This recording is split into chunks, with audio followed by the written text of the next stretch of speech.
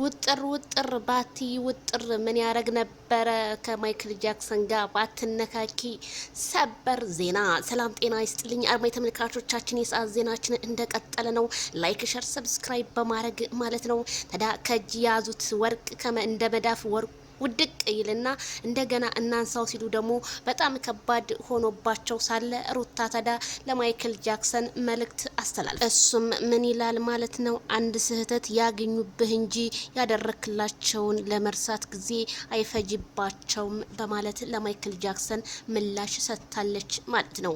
ምክንያቱም ትናንትና በመኖሪያ ቤታቸው ማይክል ጃክሰን ልጁን ሊወስድ በመጣበት ሰዓት የኔ ባል፣ የኔ ምናምን፣ የኔ ፍቅር ስትለው አንገቱን ታሻሸው ማይክል ጃክሰን እንደሆነ ሩታ ምንም መስላ እንዳልታየችው እና አብርሃም ልቡ እንደመነነ ነው ያሳየው ማለት ነው።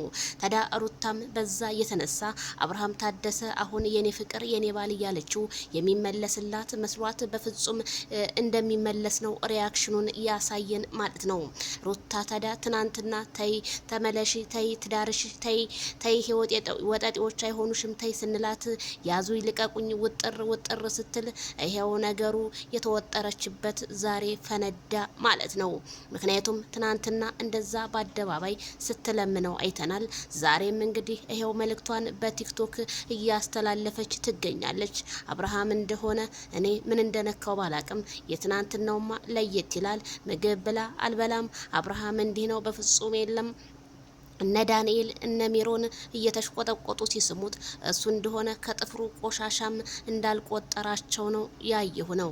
ምክንያቱም የዋህ ሰው ሲጎዳ መጨረሻው ይሄን የክፋት ጥግን ያሳያል ማለት ነው።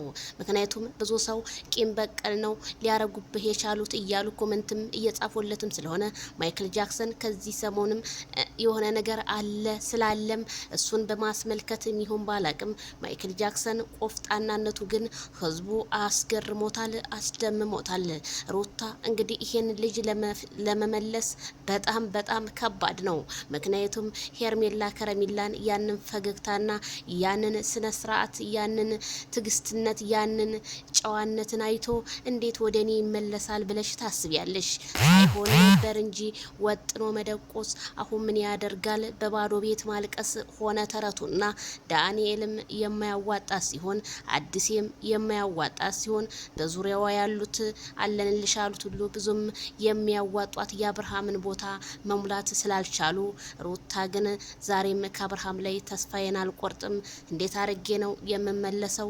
ልጄን እንዲሁም ሰበብ ስታጣ አልመጣም ጭራ ሲላት ልጄን እየመጣህ እንደፈለክ መብትህ ነው፣ ቤትህ ነው፣ መዋልም ማደርም ትችላለህ ብትለው ማይክል ጃክሰን ግን ስልክሽን አንሺ ልጅሽን አቀብልሻለሁ ነው መልሱና መልሱ ሌላ ምንም የለውም። ታዲያ በትዳር መካከል ፍቅርም እንዳለ ጥላቻም እንዳለ አይተናል በማይክል ጃክሰን ላይ።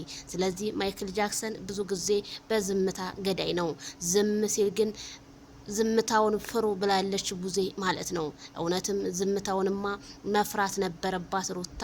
ይሄው በዝምታ ገዳይማ ሰላም እንኳን ለማለት ምንም እንትን አላለው ማለት ነው።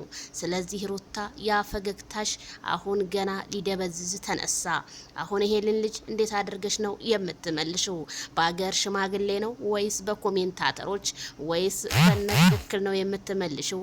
እስኪ ዛሬ እስኪ እንግዲህ ምን ይዋጥሽ እንላለን ሩታ ታይ ብለን ነበረ 4 ወር 5 ወር ሙሉ ካረገሽ ጀምሮ ታይ ሩታ ታይ ተመለሽ ታይ የሰው ወሬ አትስሚ ብለን ነበረ።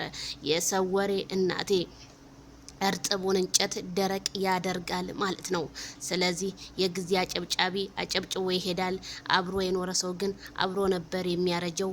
አብርሃም ታደሰ ግን የለም ያ የድሮው የጥንቱ ወደ ሄርሙ ከረሚላ ኮሜንታተሮች ራሱ እንዴ ብልጫው ራሱ የሄርሜላ አይደል እንዴ? እንዳለ ሄርሜላ ከረሚላ እንዳታስከፋ ነው። አረ መጨረሻውን ያሳየን ቤተሰብ። ላይክ ሸር ሰብስክራይብ